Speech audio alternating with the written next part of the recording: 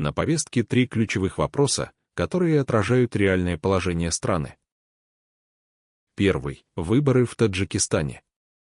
Парад голосования, где результат не вызывает сомнений, а миллионы граждан за границей не участвуют вовсе. Второй. Мигранты в России. Они строят чужие города, но остаются без поддержки и без гарантий, сталкиваясь с произволом и депортациями. И третий. Земельный вопрос с Кыргызстаном. Таджикская сторона настаивает на возвращении территорий, но кыргызская отказывается отдавать даже метр. Это не частные темы.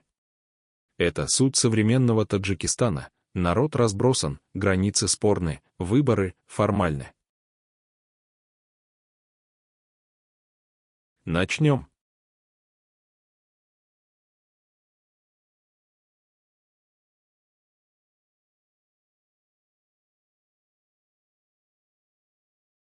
Эмомали Рахмон — человек, который уже более 30 лет удерживает абсолютную власть в Таджикистане.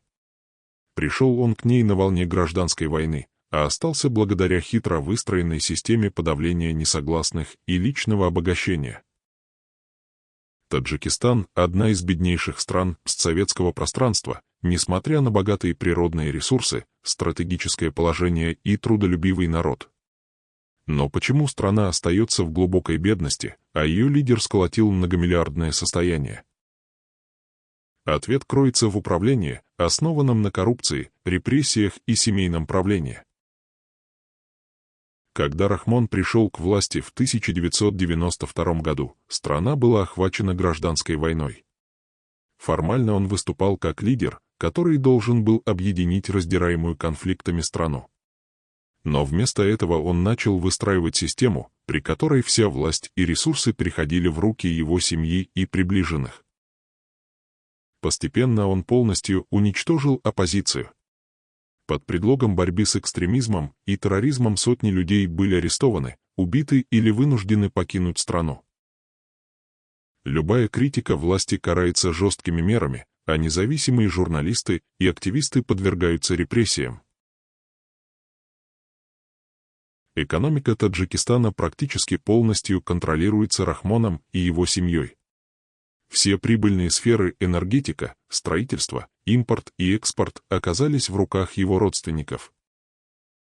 Миллионы людей вынуждены уезжать на заработки в Россию и другие страны, потому что в самой республике просто невозможно прокормить семью. Сам же Рахмон за годы своего правления накопил колоссальное состояние. По разным данным, его семья владеет активами в десятках стран, а его дети контролируют ключевые бизнесы внутри страны.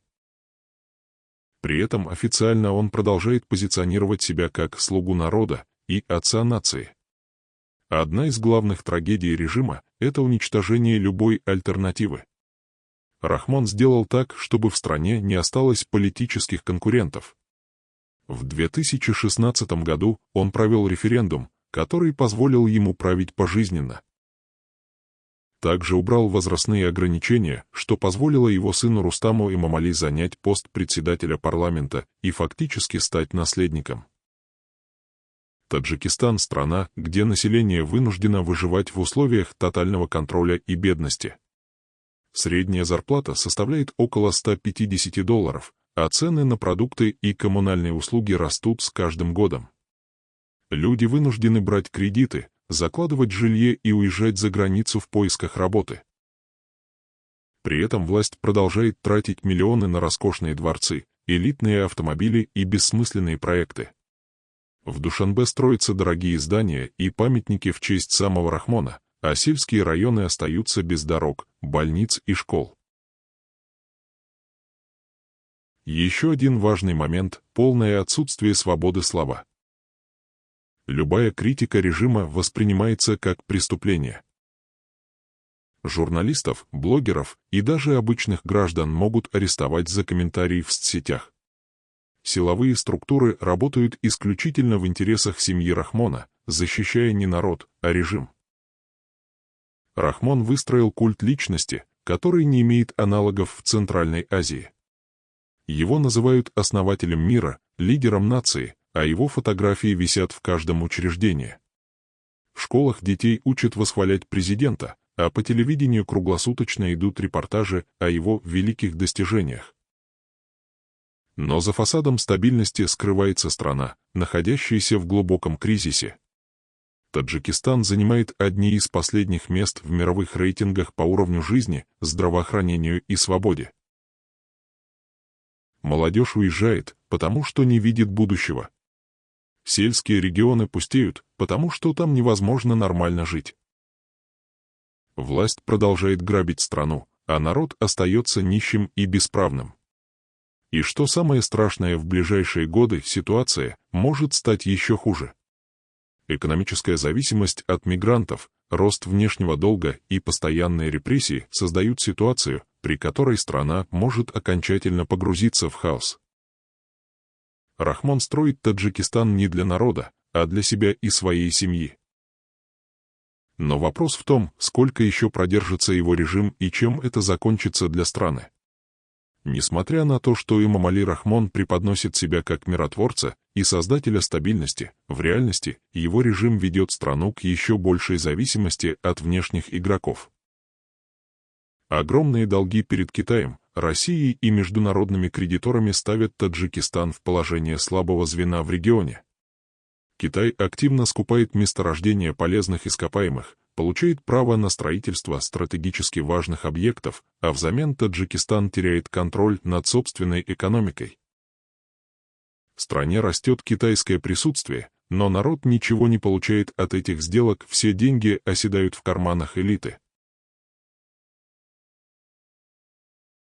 Еще один удар по стране — жесткий религиозный контроль, который Рахмон ввел, чтобы подавить возможные протесты. Ислам в Таджикистане всегда играл важную роль, но правительство объявило его угрозой. Запрещены многие традиционные формы исповедания религии, ликвидированы исламские партии, введены ограничения на ношение религиозной одежды и даже посещение мечетей. Молодых людей заставляют стричь бороды, им запрещают получать религиозное образование за границей. Власть боится, что религиозные лидеры могут стать центром объединения оппозиции, поэтому уничтожает любые формы независимого исламского движения. Помимо подавления политической оппозиции и религиозных движений, режим Рахмона ведет жесткую борьбу с национальной идентичностью. Правительство навязывает культ личности, в котором Рахмон представлен как единственный спаситель нации. История Таджикистана переписывается в угоду власти, школьные учебники меняются так, чтобы выделять великие достижения президента. Национальные традиции подменяются пропагандой, а культурное наследие используется для оправдания авторитарного правления. В стране действуют строгие ограничения на использование таджикского языка в СМИ, а образование все больше переходит на русский или даже китайский, что усиливает внешнюю зависимость. Еще одна скрытая проблема, о которой редко говорят открыто, это современное рабство. В Таджикистане процветает система трудового и сексуального принуждения, жертвами которой становятся тысячи граждан. Людей насильно отправляют на тяжелые работы за границу, забирая у них паспорта и принуждая работать за копейки. Женщины и дети становятся жертвами торговли людьми, но власти закрывают на это глаза. Власть имущие контролируют теневые рынки, на которых продаются рабочие руки таджиков в Россию, страны Ближнего Востока и даже Европу. Международные организации фиксируют рост случаев незаконной эксплуатации, но таджикское правительство либо игнорирует эту проблему, либо прямо участвует в этой преступной схеме. А культурное наследие используется для оправдания авторитарного правления. В стране действуют строгие ограничения на использование таджикского языка в СМИ, а образование все больше переходит на русский или даже китайский, что усиливает внешнюю зависимость. Еще одна скрытая проблема, о которой редко говорят открыто, это современное рабство. В Таджикистане процветает система трудового и сексуального принуждения, жертвами которой становятся тысячи граждан. Людей насильно отправляют на тяжелые работы за границу, забирая у них паспорта и принуждая работать за копейки. Женщины и дети становятся жертвами торговли людьми, но власти закрывают на это глаза. Власть имущие контролируют теневые рынки, на которых продаются рабочие руки таджиков в Россию, страны Ближнего Востока и даже Европу. Международные организации фиксируют рост случаев незаконной эксплуатации, но таджикское правительство либо игнорирует эту проблему, либо прямо участвует в этой преступной схеме. Центральная Азия снова становится полем битвы, но на этот раз угроза приходит изнутри. Пока власти делают вид, что ситуация под контролем, на таджикско-афганской границе укрепляется радикальная террористическая группировка. Техрикье Талибан Таджикистан, ТТТ, это не просто боевики, а идеологическая армия, ставящая своей целью превращение Таджикистана в Исламский Эмират. Но кто эти люди? Почему они выбрали именно эту страну? Группировка ТТТ появилась не на пустом месте. С 90-х годов таджики воевали в рядах афганского Талибана, набирались опыта, проходили подготовку и получали идеологическую обработку. Когда Талибан пришел к власти в Афганистане в 2021 году, часть этих бойцов вернулась на родину, но не для мирной жизни. Они создали собственную структуру, которая теперь становится все сильнее. Почему Таджикистан? Есть три ключевых причины, почему эта страна стала целью. Во-первых, граница с Афганистаном – это удобный тыл для боевиков. Таджикистан имеет более 1300 километров границы с Афганистаном, которая проходит через горные районы, труднодоступные и слабо контролируемые. Талибы прекрасно знают эти территории, используют старые контрабандные маршруты и могут скрываться там годами. Во-вторых, социальная нестабильность. В стране высокий уровень безработицы, особенно среди молодежи. Молодые люди без работы, без перспектив, без будущего – идеальная среда для вербовки. Именно такие люди становятся легкой добычей для террористов, которые обещают им справедливость и новую власть. В-третьих, слабая власть и армия. Правительство Таджикистана десятилетиями держится на репрессиях, но когда речь идет о реальных угрозах, оно оказывается бессильным. Коррупция, слабая армия, низкий уровень боевой подготовки – все это делает страну уязвимой перед террористической угрозой. Кто финансирует террористов? Самый важный вопрос – кто стоит за этим? Ведь любая военная группировка не может существовать без внешнего финансирования. По данным независимых источников, ТТТ получает деньги через Пакистан, Иран и теневые сети Ближнего Востока. Оружие, боеприпасы, транспорт, связь, дроны – все это поступает через те же каналы, что снабжали афганский Талибан. Существует версия, что ТТТ – это инструмент влияния внешних сил, которые хотят дестабилизировать Центральную Азию. Кому выгодно ослабление Таджикистана?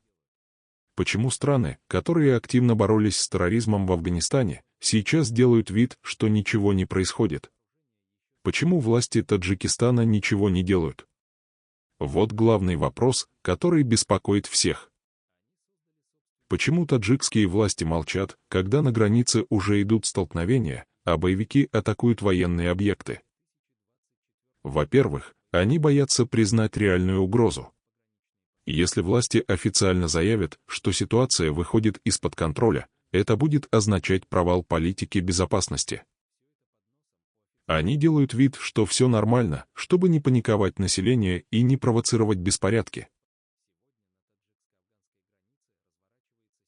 Во-вторых, у них просто нет ресурсов для полноценной борьбы.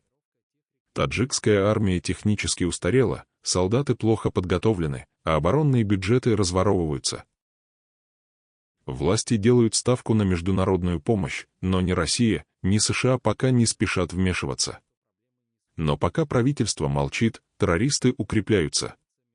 Пока они делают вид, что все под контролем, враг накапливает силы. К чему это приведет? Сегодня мы наблюдаем, как Таджикистан медленно скатывается в новую волну терроризма. В то время как боевики укрепляются, армия теряет позиции, а народ живет в страхе, ключевой вопрос остается без ответа. Почему никто не говорит об этой угрозе? Почему мировые СМИ игнорируют ситуацию? Где срочные заседания ООН? Где вмешательство стран, которые десятилетиями говорили о борьбе с терроризмом? Первое — замалчивание ситуации. Таджикские власти боятся признавать масштабы проблемы. Если они официально заявят, что Таджикистану угрожает террористическая группировка, это будет означать, что они потеряли контроль. Экономическая ситуация в стране и так нестабильна. Огромное количество людей выезжает на заработки в Россию. Если официально объявить о террористической угрозе, это может вызвать панику, и народ начнет искать пути бегства. Но замалчивание — это не решение. Пока власти скрывают правду, проблема лишь усугубляется. Второе, кому выгоден хаос. В Центральной Азии всегда шла борьба за влияние. Таджикистан находится в стратегически важном регионе, и любая нестабильность может быть использована разными сторонами. Посмотрим, кто может выиграть от нестабильности в стране. Талибы. Они укрепляются в Афганистане, а хаос в Таджикистане дает им возможность расширить влияние. Региональные игроки. Узбекистан и Кыргызстан внимательно следят за ситуацией. Если Таджикистан ослабнет, это изменит баланс сил в регионе. Крупные державы. Россия, Китай, США — каждая из этих стран может использовать угрозу терроризма как предлог для увеличения своего присутствия в регионе. Вопрос в том, кто первым начнет действовать. Третье. Почему международные организации не вмешиваются? Где ООН? Где заявление НАТО? Почему, когда происходят теракты в Европе, об этом говорят неделями, а терроризм в Центральной Азии остается в тени? Ответ прост: пока терроризм не угрожает непосредственно их интересам, они не видят смысла вмешиваться. Пока что гибнут таджикские солдаты, рушатся деревни на границе, но мировые элиты не спешат реагировать. Таджикистан остается один на один с надвигающейся бурей. Но главный вопрос — сколько еще власть будет молчать, пока проблема не взорвется с новой силой. Вопрос, который беспокоит всех: готова ли таджикская армия к войне? Смогут ли власти остановить террористов, или страну ждет новый Афганистан? Военная сила. Насколько Таджикистан защищен? Официально в вооруженных силах Таджикистана около 9000 солдат, но реально боеспособных подразделений минимум. Многие части оснащены еще советским оружием, танки и БТР из 80-х, а авиация практически отсутствует. Недавние столкновения с боевиками показали, что пограничные войска не могут эффективно противостоять хорошо вооруженным террористам. Уже несколько блокпостов были атакованы, солдаты либо убиты, либо взяты в плен. Таджикские власти закупили у Турции несколько беспилотников «Байрактар» и бронетехнику, но это капля в море. Против хорошо подготовленных боевиков с опытом войны в Афганистане эти силы не смогут долго удерживать позиции. Почему граница остается уязвимой? Граница с Афганистаном — это 1300 километров гор, перевалов и труднодоступных территорий. Контролировать ее практически невозможно. Раньше часть этой границы охраняли российские военные, но с 2005 года Душанбе взял все под свой контроль. Однако денег на реальное укрепление не выделялось. Сегодня граница — это слабое место, через которое террористы проникают без особых препятствий. Где Россия? Почему ДКБ молчит? Таджикистан — член Организации договора о коллективной безопасности, ДКБ, где ведущую роль играет Россия. Но Москва пока не вмешивается, хотя в стране находится 201-я военная база РФ. Официальная позиция — Таджикистан справляется сам. Но на самом деле ситуация выходит из-под контроля, и России рано или поздно придется вмешаться. Получит ли Таджикистан помощь от США или Китая? Соединенные Штаты не спешат помогать Душанбе. После вывода войск из Афганистана Вашингтон потерял интерес к региону. Китай тоже пока наблюдает со стороны, хотя имеет в Таджикистане военные объекты и экономические интересы. Это значит, что Таджикистан остается один на один с растущей террористической угрозой. Что будет, если боевики прорвутся вглубь страны? Сценарий самый страшный: если ТТТ захватит приграничные районы, то власти могут потерять контроль над частью территории. Это создаст очаг нестабильности, куда потянутся другие террористические группировки. Если ситуация не изменится, Таджикистан окажется в положении, аналогичном Афганистану 90-х годов.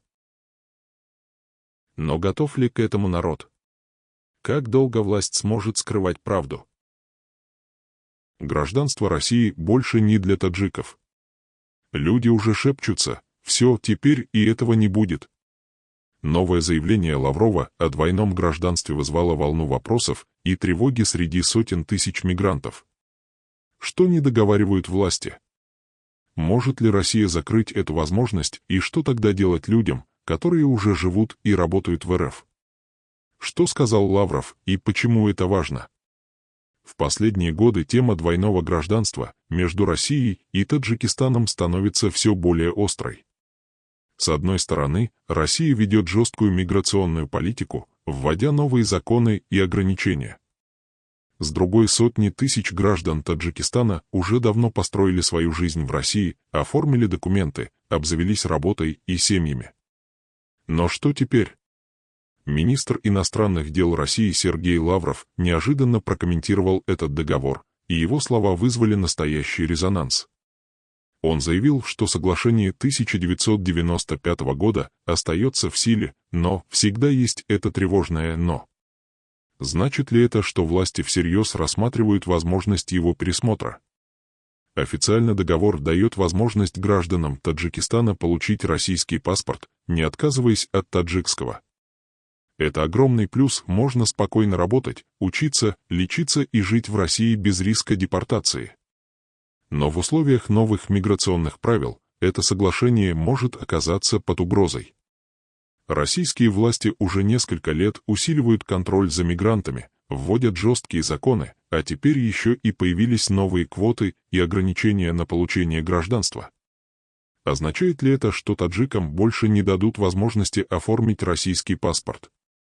Что дает двойное гражданство и почему оно под ударом? С момента подписания договора между Россией и Таджикистаном прошло почти 30 лет, и за это время тысячи людей воспользовались возможностью получить паспорт РФ. Это дало мигрантам право на работу, медицину, жилье и защиту. Но в последние месяцы в России начали звучать разговоры о пересмотре миграционной политики.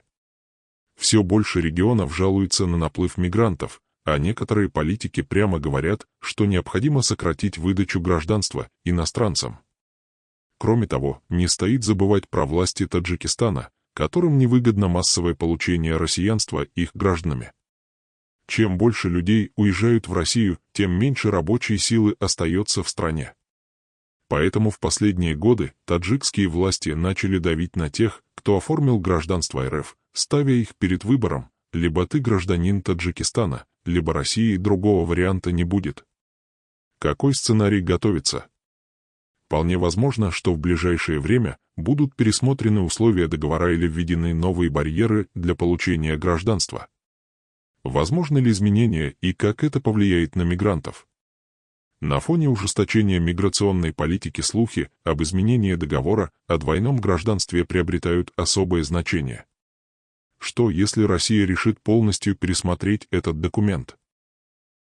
Это может привести к катастрофическим последствиям для десятков тысяч мигрантов, которые уже живут в России и пользуются правами гражданина.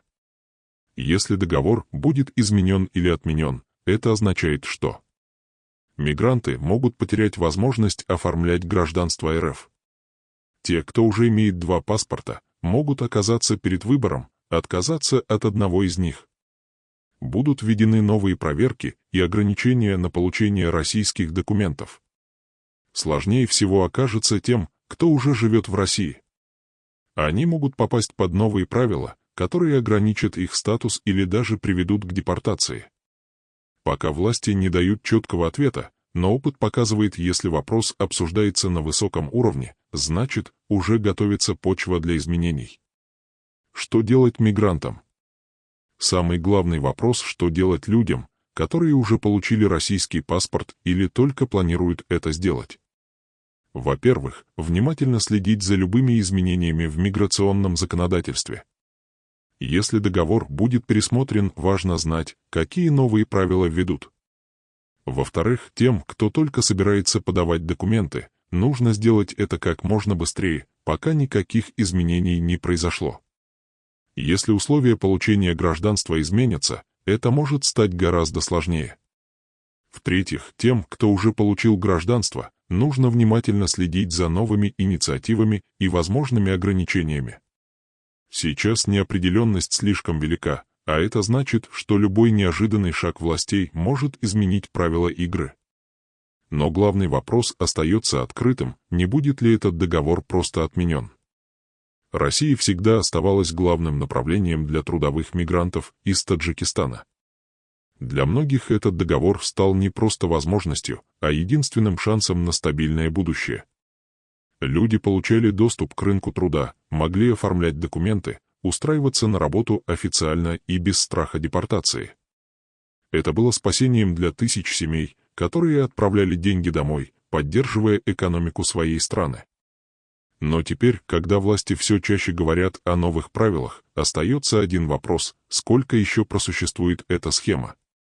Ужесточение миграционного законодательства в России происходит стремительно. Новые законы вводят строгие требования для иностранцев, ужесточаются проверки, увеличиваются штрафы. Все чаще звучат заявления о необходимости пересмотреть правила получения гражданства. В регионах открыто говорят, что мигрантов стало слишком много, и это вызывает недовольство. Если договор с Таджикистаном попадет под этот каток, это станет серьезным ударом по десяткам тысяч людей, которые уже живут в России, имеют паспорта и считают себя частью страны. Власти Таджикистана тоже не сидят сложа руки. В последние годы они начали жестко контролировать своих граждан, которые получили российские паспорта. Начались разговоры о том, что двойное гражданство создает проблемы, раздаются призывы ужесточить контроль. В 2023 году уже были случаи, когда людей, получивших гражданство России, заставляли отказаться от таджикского паспорта. Все это происходит на фоне изменений в миграционной политике России. Совпадение? Или планомерная подготовка к тому, чтобы разорвать этот договор? Если Россия решит пересмотреть соглашение, это будет ударом не только по мигрантам, но и по экономическим отношениям двух стран. Трудовые мигранты вносят огромный вклад в экономику Таджикистана, отправляя деньги домой. Если поток людей сократится, это создаст серьезные финансовые проблемы. Но пока ни Москва, ни Душанбе не дают четких ответов. Все, что остается, ждать. Или готовиться к худшему. Пересмотр договора о двойном гражданстве может стать катастрофой для сотен тысяч людей. В последние годы российские власти принимают все более жесткие меры против нелегальных мигрантов, вводят новые требования к получению гражданства, сокращают квоты.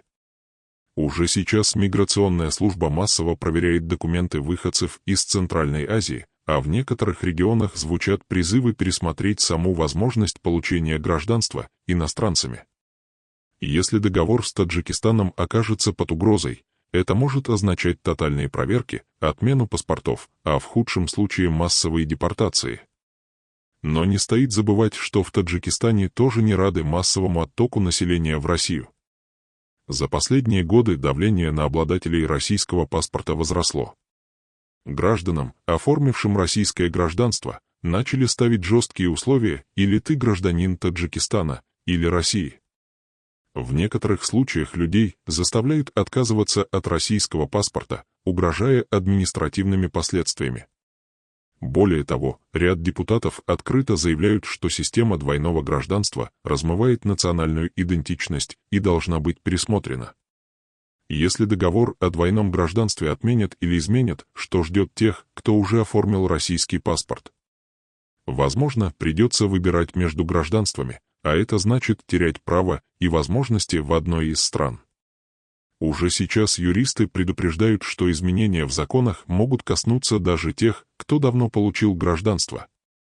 Самый реальный сценарий – введение дополнительных ограничений и проверок, которые сделают процесс получения паспорта сложнее, а значит, для большинства людей просто недоступным. Очевидно одно – если договор пересмотрят, то ударит это прежде всего по простым людям. Тем, кто уже строит свою жизнь в России, тем, кто надеялся на стабильность и безопасность. Власти пока молчат, но если вдруг появится официальное заявление об изменениях, времени на реакцию уже не останется.